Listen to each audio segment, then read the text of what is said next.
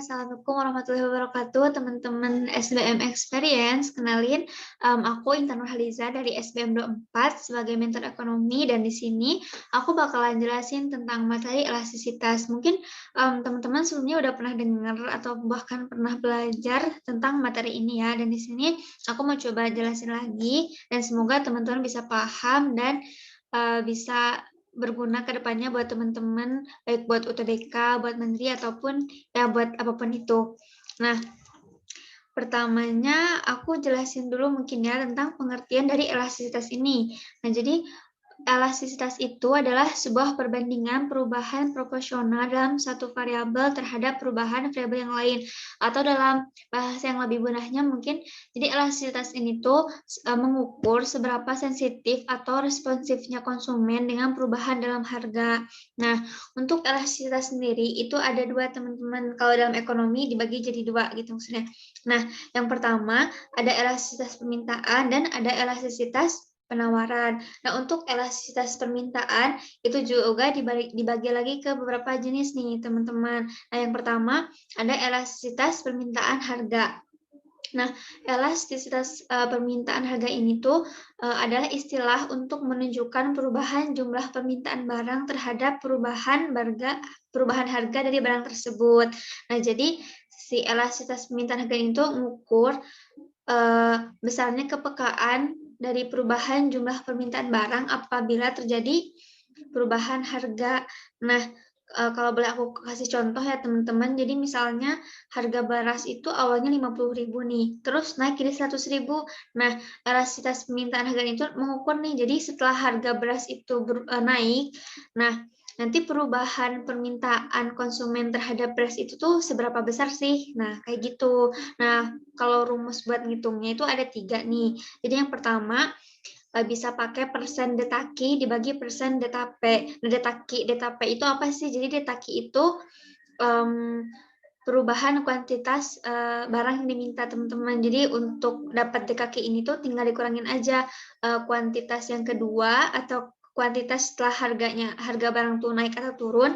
Nah, dikurangin kuantitas awal atau kuantitas pertama sebelum si barang itu mengalami kenaikan atau penurunan harga. Nah, kalau DTP juga kurang lebih sama. Jadi mengukur perubahan harga barangnya. Jadi tinggal dikurangin aja harga yang kedua dikurangin harga yang pertama, kayak gitu. Nah, terus yang kedua bisa juga pakai key accent. Key accent itu turunan dari key ya teman-teman, dikali P per Q. Nah, P sama Q-nya tuh yang dipakai tuh P sampai sama Q yang pertama, atau sebelum barangnya itu mengalami kenaikan atau penurunan harga. Nah, terus yang ketiga bisa juga pakai detaki dibagi detape dikali P1 per Q1.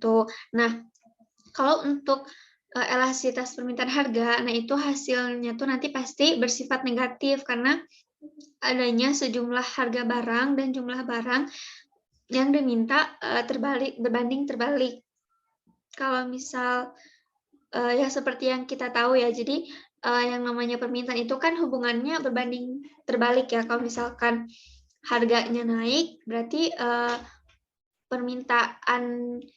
kuantitas permintaannya juga turun. Nah, tapi sebaliknya kalau misalkan harganya turun, nah kuantitas yang dimintanya kan bakal naik, kayak gitu.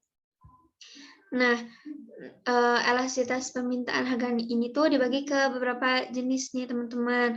Ada yang namanya permintaan elastis. Nah, dikatakan elastis itu kalau misalkan hasil elastisitasnya itu lebih dari 1. Nah, kurvanya itu bentuknya bakal landai. Teman-teman bisa lihat ya di kurvanya nomor 1. Nah,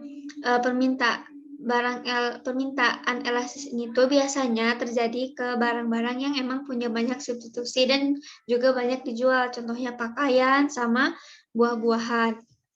Terus yang kedua, ada permintaan elastis sempurna. Nah, permintaan elastis sempurna itu terjadi sama barang yang setelah dihitung, nah elastisitasnya itu hasilnya tak terhingga, teman-teman. Nah, ini tuh biasanya terjadi di pasar persaingan sempurna. Buat kurvanya bisa dilihat di kurva nomor 4 ya, teman-teman. Jadi, bentuknya itu horizontal kayak gitu. Terus yang ketiga ada permintaan inelastis. Nah, permintaan inelastis ini tuh terjadi kepada barang yang setelah dihitung elastisitasnya itu hasilnya kurang dari satu. Biasanya tuh terjadi sama barang-barang yang emang substitusinya tuh dikit dan yang jual juga dikit. Contohnya tuh barang kebutuhan pokok sama PLN atau listrik ya, teman-teman. Nah, terus kurvanya tuh bisa dilihat di kurva nomor 2. Jadi bentuknya curam kayak gitu. Terus yang keempat ada permintaan inelastis sempurna. Nah, suatu barang itu bisa dikatakan inelastis sempurna kalau misalkan hasil perhitungan elastisitasnya itu sama dengan 0. Nah, ini tuh terjadi sama barang yang emang terbatas dan nggak bisa ditambah. Contohnya tuh barang lelang dan obat-obatan. Terus yang kelima ada permintaan uniter. Nah, permintaan uniter itu terjadi sama barang yang setelah dihitung nilai elastisitasnya itu sama dengan 1. Nah, dan barang ini tuh memang nggak pernah ada di kehidupan nyata. Nah, untuk kurvanya, teman-teman bisa diperhatikan lagi ya, kalau misalkan permintaan elastis itu kurvanya landai. Terus kalau elastis sempurna, itu bentuknya horizontal. Kalau inelastis, itu curam. Terus kalau inelastis sempurna, itu bentuknya vertikal. Dan kalau permintaan uniter itu nggak landai, tapi nggak curam juga, kayak gitu. Kemudian ada elastisitas permintaan silang. Nah, elastisitas permintaan silang ini tuh untuk mengukur besarnya elastisitas atau respon permintaan suatu barang jika barang terkait berubah, jika harga barang terkait berubah. Yang dimaksud barang terkait itu ada berupa barang komplementer dan barang substitusi. Jadi contohnya teman-teman, misal ada barang X dan barang Y. Nah, si elastisitas permintaan itu mengukur nih kalau misalkan harga barang X berubah, nah perubahan kuantitas permintaan terhadap barang Y-nya itu seberapa besar sih, kayak gitu. Nah, untuk rumusnya itu persen bisa pakai persen delta QX dibagi persen delta PY. Terus yang kedua bisa pakai turunan QX dikali PY per QX. Terus yang ketiga bisa pakai delta QX dibagi delta PY dikali PY dibagi QX kayak gitu. Nah, kalau misalkan nanti hasil perhitungan elastisitasnya itu positif, nah bisa dipastikan kalau misalkan hubungan kedua barang atau yang tadi aku contohin berupa barang X sama barang Y, itu berarti sifatnya kedua barang tersebut tuh bersifat substitusi atau saling menggantikan. Nah, sementara kalau misalkan hasilnya itu negatif, nah maka hubungan kedua barang tersebut atau hubungan barang X sama Y tersebut itu komplementer atau saling melengkapi, kayak gitu. Terus ada juga elastisitas permintaan pendapatan. Nah, elastisitas permintaan pendapat ini tuh mengukur sensitivitas permintaan ketika pendapatan konsumennya itu berubah. Nah, rumusnya itu persen delta Q per persen delta Y. Nah, Y-nya itu di sini maksudnya pendapatan ya, teman-teman. Terus yang kedua, bisa juga pakai Q aksen atau turunan Q dikali Y per Q. Yang ketiga bisa pakai delta Q per delta Y dikali Y1 per Q2.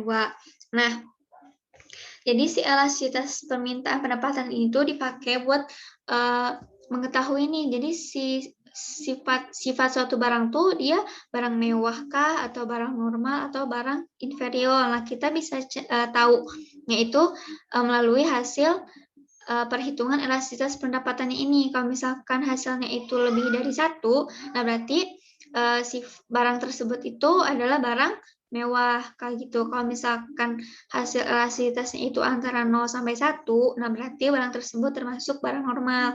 Nah, sementara kalau misalkan elastisitas pendapatannya itu kurang dari 0 atau negatif, nah berarti barang tersebut termasuk barang inferior. Nah, kalau teman-teman belum tahu apa itu barang inferior, nah jadi barang inferior itu barang yang kalau misalkan pendapatan teman-teman itu naik, nah tapi permintaan teman-teman terhadap barang itu turun. Kalau misalnya boleh aku kasih contoh, misalnya tuh mie instan. Kalau misalkan kita lagi banyak uang kan kita lebih milih buat beli makanan yang lebih sehat dan bergizi lah ya, teman-teman. Nah, sementara kalau misalkan kita penghasilannya lagi turun, lagi nggak banyak duit misalkan, nah kita tuh mungkin bakal lebih milih makan mie instan, karena yang penting kenyang lah gitu. Kalau urusan gizi sama, enak ya itu belakangan, yang penting kenyang dulu. Nah kayak gitu. Jadi, ya kalau misal pendapatan kita naik, nah, permintaan terhadap barang tersebut itu turun, kayak gitu, dan sebaliknya ya.